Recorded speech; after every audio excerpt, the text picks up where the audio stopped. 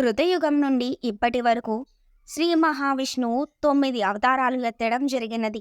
వేదాలు, మహాభారతం, పురాణాలను అందించిన వ్యాస మహర్షి కల్కి అవతారం ఎప్పుడు వస్తుంది, దానికి ముందు జరిగే పరిణామాలు ఏంటి అన్న విషయాలను సవివరంగా చెప్పారు. కల్కి అవతారం ఎప్పుడు వస్తుందనే విషయాన్ని తెలుసుకోవాలంటే ముందుగా యుగాల గురించి తెలుసుకోవాలి. వేదాలను అనుసరించి యుగాలు 4. అందులో మొదటిది సత్యయుగం. దీనిని కృతయుగం అని కూడా అంటారు. ఈ యుగంలో ధర్మం 4 పాదాల మీద నడిచింది. ప్రజలు ఎలాంటి బాధలు లేకుండా సుఖ సంతోషాలతో గడిపారు.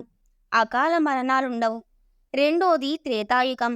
ఈ యుగంలో భగవంతుడు శ్రీరామచంద్రుడిగా అవతరించి రావణ సంహారం చేసి ధర్మ సంస్థాపన చేశారు. ఇందులో ధర్మం 3 పాదాలపై నడిచింది. మూడోది ద్వాపరయుగం. భగవంతుడు శ్రీకృష్ణుడిగా అవతరించాడు. ఇందులో ధర్మం 2 పాదాలపై నడిచింది. నాలుగవది ప్రస్తుతం మనం ఉన్నది కలియుగం. ఇది మొత్తం 4,32,000 సంవత్సరాలు.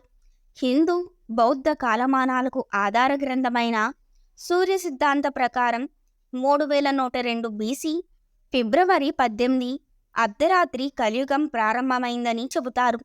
కృష్ణుడు సరిగ్గా అదే సమయానికి అవతారం చాలించడంతో ఇది మొదలైనట్లు పరిగణిస్తారు. ప్రతి యుగంలోనూ 4 పాదాలుంటాయి. కలియుగంలోనూ అంతే.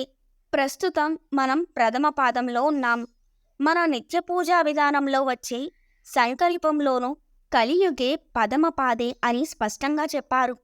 కలియుగం చివరి పాదంలో కల్కి రూపంలో భగవంతుడు అవతరించి దుష్ట శిక్షణ, శిష్టరక్షణ చేసి తిరిగి సత్యయుగ స్థాపనకు మార్గం సుగమం చేస్తారని వ్యాస మహర్షి చెప్పినట్లు మన గ్రంథాలు చెబుతున్నాయి.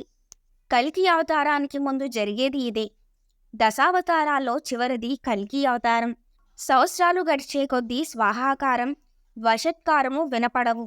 అంటే యజ్ఞము, యాగము అన్న క్రతువులు ఉండవు. గోవధ పెరిగిపోయి మాంసం తినడం నిత్యకృత్యంగా మారుతోంది. వివాహ వ్యవస్థ నెమ్మదిగా కూలిపోవడం మొదలవుతుంది. తల్లిదండ్రులపై గౌరవం తగ్గిపోతుంది. వాళ్లను చూసే బాధ్యతలు పిల్లను వదిలేస్తారు.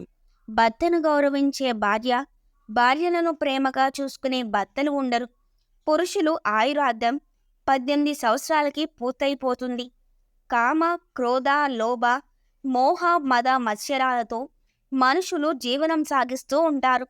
మానవుడు వినియోగించే ప్రతి వస్తువు కల్కి అయిపోతుంది. వసంతకాలంలో అకాల వర్షాల వల్ల చెట్లు, పువ్వులు, పండ్లు తగ్గిపోతాయి. ప్రజల ధనమాన ప్రాణాలను కాపాడాల్సిన పాలకులు నిర్భయంగా దోచుకుంటారు. ప్రజలను భయపెట్టి పాలకులు బతుకుతారు. బ్రాహ్మణులు వేదాధ్యాయాన్ని వదిలేస్తారు. ధర్మశాస్త్రాలను, ఆచారాలను వదిలేసి శరీర సుఖాలకు ప్రజలు అలవాటు పడతారు. పిల్లలు ఆలస్యంగా పుడతారు.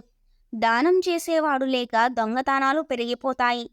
తాగే నీళ్ల నుంచి పసిపిల్లలు తినే ఆహారం వరకు ప్రతిదీ అమ్మకానికి పెడతారు.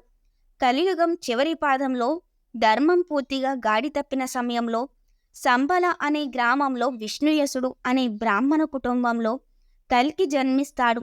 అది శ్రీ మహావిష్ణువు 10వ అవతారం.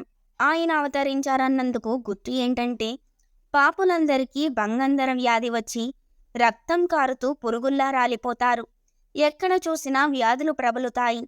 ప్రజలను హింసించి అధికార గర్వంతో బతుకుతున్న ప్రభువులు, పాలకులను అంతం చేయడానికి శ్వేతాశ్వాన్ని ఎక్కి కాషాయ పతాకం ధరించి కల్కి దుష్ట శిక్షణ చేపట్టి ధర్మ సంస్థాపన చేసి అవతారం చాలిస్తాడు.